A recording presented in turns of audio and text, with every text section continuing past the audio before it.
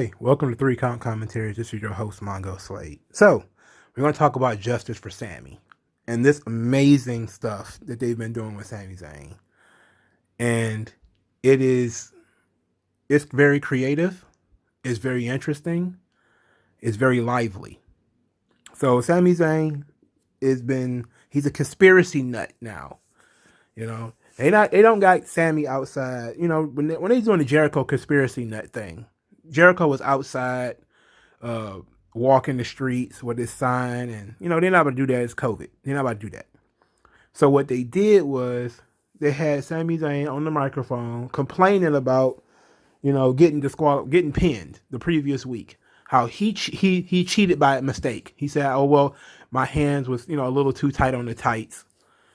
And the referee saw it and stopped it and broke it up. But then when Apollo Crews did it, the ref didn't call it. And, it was complete BS. It was complete BS. And so he's not leaving. He handcuffs himself because Sami Zayn always has handcuffs. He handcuffed himself to the barricade with his camera crew, whom he's talking to, by the way. And he's also talking to WWE cameras.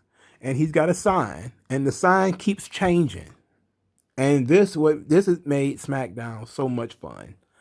Because the first sign says #JusticeForSami, which is fucking amazing.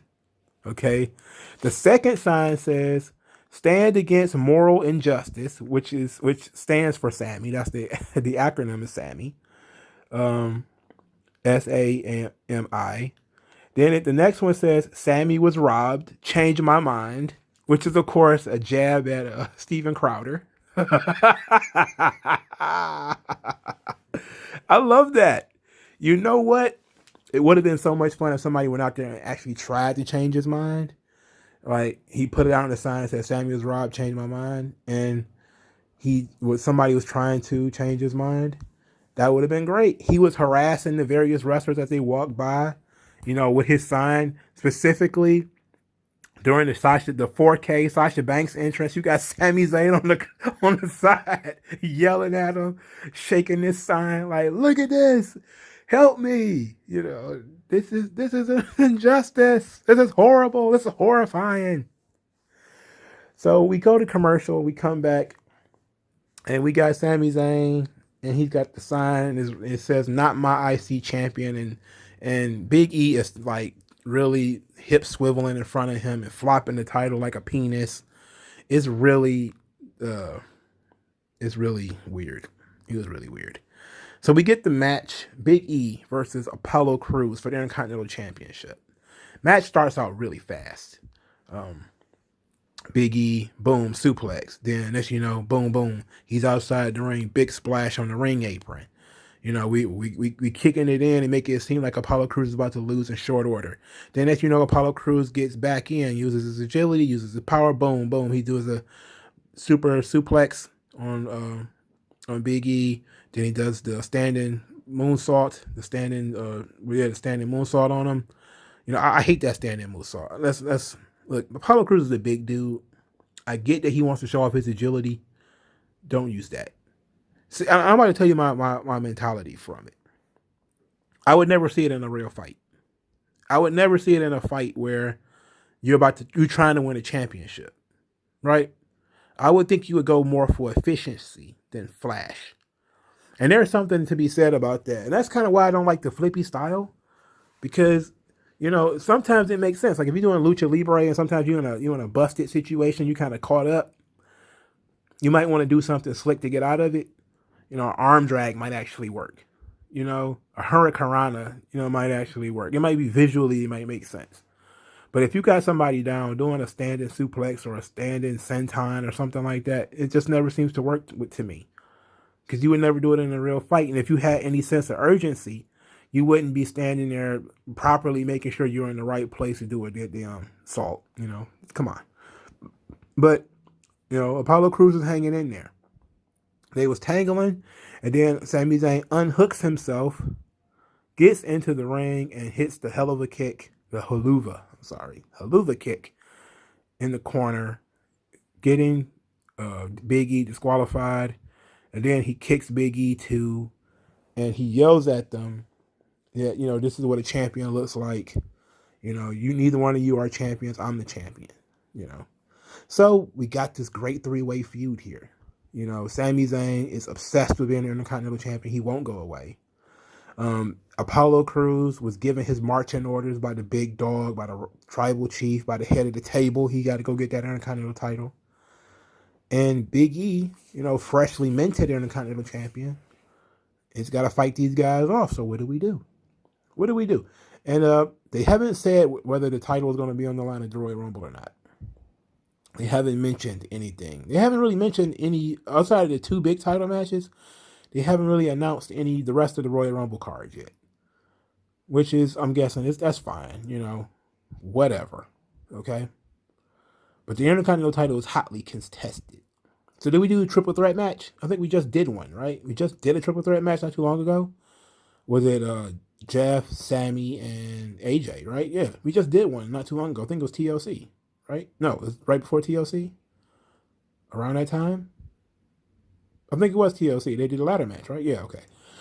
So, you just did a triple threat match. So what do? I think you probably could have an eliminator. Do Sammy versus Apollo, number one contenders, and then have Apollo beat Sammy clean, boop, and then that's it. And then you do Apollo, Big E, with Apollo Crews turning heel. But I do think that ultimately, Apollo Crews got to turn heel in this whole situation. Look, Sami Zayn is great, and I like that I like that they're keeping Sammy relevant and they're keeping Sammy in the spotlight. But you just freshly minted Big E as the champion. Taking the title away from him wouldn't hurt him, because there's always this idea that he can go on to do something bigger and better. But the question is, there's so many other people floating around, There's so many other people that are now being sort of pushed forward on SmackDown. Cesaro, Nakamura, Jey Uso. There can only be one Intercontinental Champion. So what do you do with the rest of these guys? What do you do with Sami Zayn once you, get him out of this picture? What do you do with Big E if you have him lose the title? What do you do with Apollo Crews if he doesn't win the title? These are interesting questions to have. I'm not entirely sure they got the answers yet, because I'm just WWE booking. What we could be doing is finding some way to expand this roster, because you do still have other guys too, despite the fact that I don't think he needs it. Corbin is another one. Rey Mysterio is another one, even though I don't think he needs it. So we're in a situation where the Intercontinental Championship is populated by guys who would fit perfectly in that role, but probably not enough time for them. It's good. This is a good problem to have, because that means you could put them in other situations, but I don't know what that means. I know it certainly means that we're still on the triple threat role here, that we're probably going to get some type of gimmick between Apollo Crews, Big E, and Sammy, which is likely just a regular old triple threat match for the IC title, maybe to main event one of these Smackdowns before Royal Rumble. That's fine, but I don't think it solves our problem, because ultimately, if Apollo Crews is going to be affiliated with Roman Reigns, he got to have the belt, because that's his marching orders. Sammy can go on without the title because his thing is a conspiracy. He's doing conspiracy storylines. Big E is the one that you kind of have to be worried about. What do you do with Big E if he's not the champion anymore? Best bet, some people would say, well, he wins the Royal Rumble. People forgot he lost the Intercontinental title. Like, yeah, sure. You could do that. You could also not have a win the Royal Rumble. Just saying. Depends on whether he's actually going to win the Royal Rumble or not. But